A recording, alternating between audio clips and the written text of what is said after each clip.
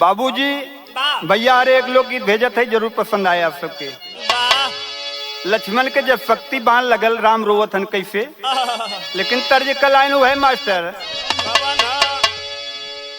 ठाड़े रहो मुरली वाले, ठाड़े रहो मुरली वाले, गगरिया घर धैले आयो।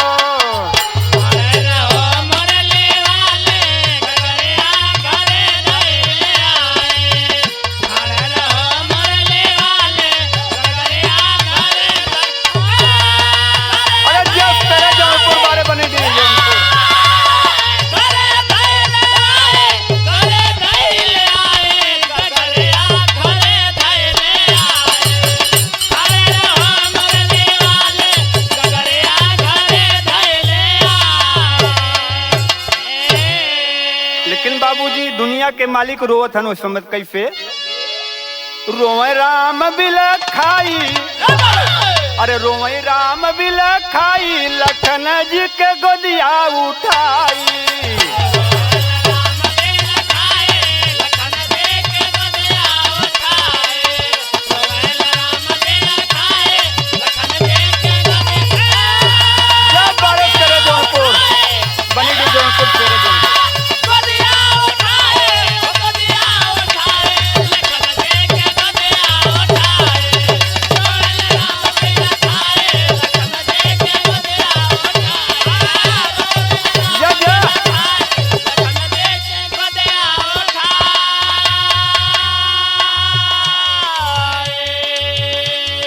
कैसे लागल तोहर तन शक्ति बनावा, गोदिया में बिठा के निहारल तनवा।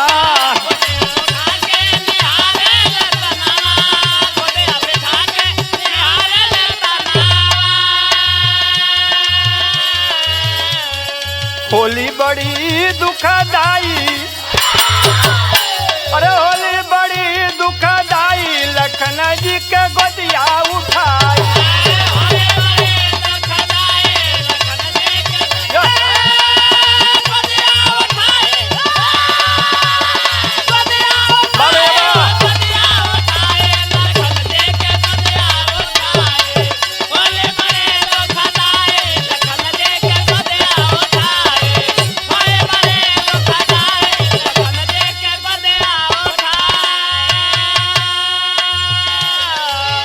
रामचंद्र जी रो के कहतन कि भैया आपके के बदे थोड़ी लिया रहे, माता सुमित्रा के हम का समझो का कहना बा मास्टर कैसे।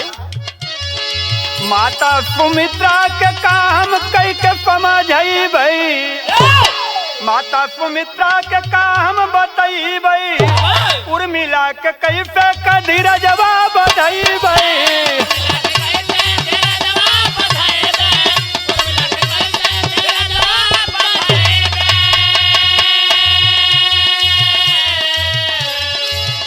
अरे कैसे का दुखवा जताई,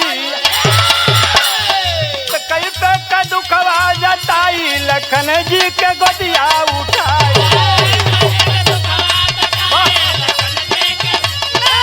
अरे भैया बारे बनी जी तेरे जौनपुर।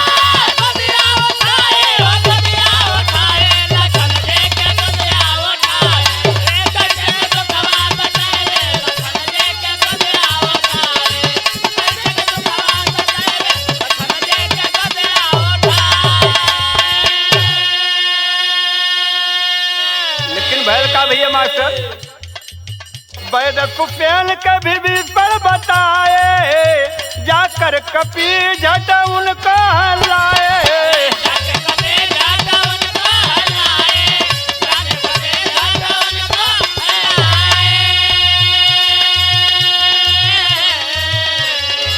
अरे दहले बताई तब दवाई,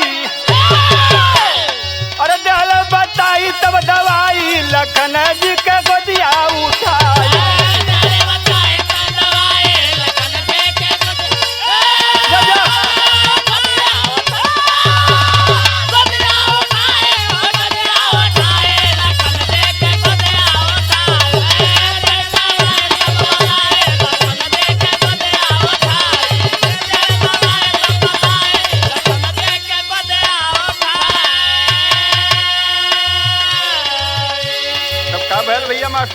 में कहना बा बूटी बदे कभी को रघुबर पटाए आधी रात भई कभी नहीं आए।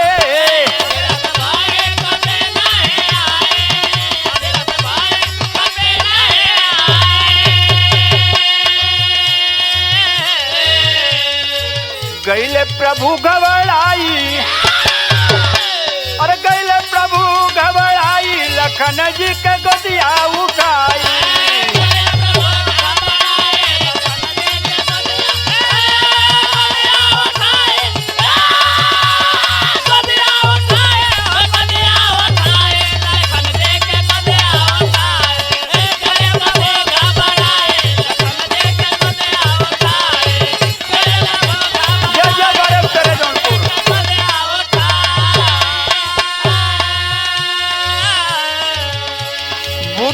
जीवन कपी लेके आए पीप कर बयन जी लखन को पिलाए।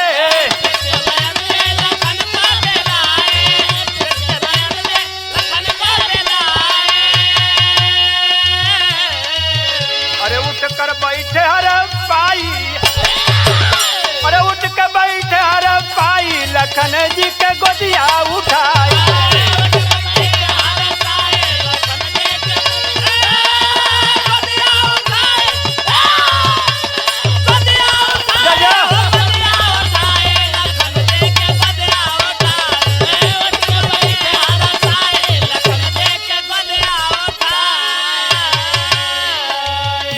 बिहार रमन खुफिया मनावे देवता गगन पे सुमन बरसावे।